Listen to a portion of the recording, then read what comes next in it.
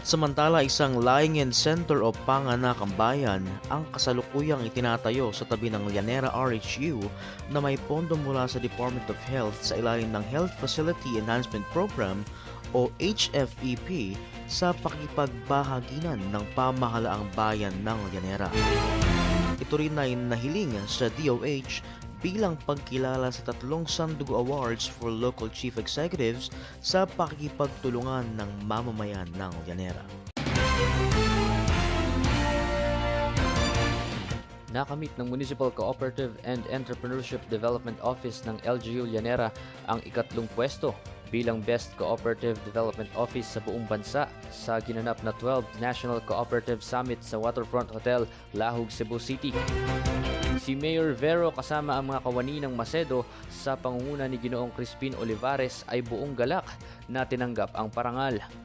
Pinagmamalaki ng alkalde ang pagkilalang ito dahil hindi biro ang paggamit ng isang national award. Pinuri rin nito ang husay na ipinamalas ng tanggapan ni Ginoong Olivares.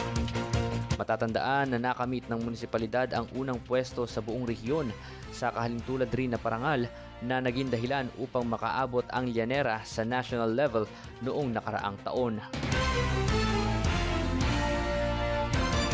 Puspusan ng ginagawang Farm to Market Road na magdurugtong sa Barangay San Vicente at Barangay Bosque. Ang proyektong ito ng pamahalaang bayan ay naglalayong padaliin ang pagbiyahe ng mga ani ng mga magsasaka sa mga nasabing barangay. Pinarangalan si Mayor Lorna Vero ng Department of Health sa ika-16 na National Sandugo Awards for Outstanding Local Government Executive.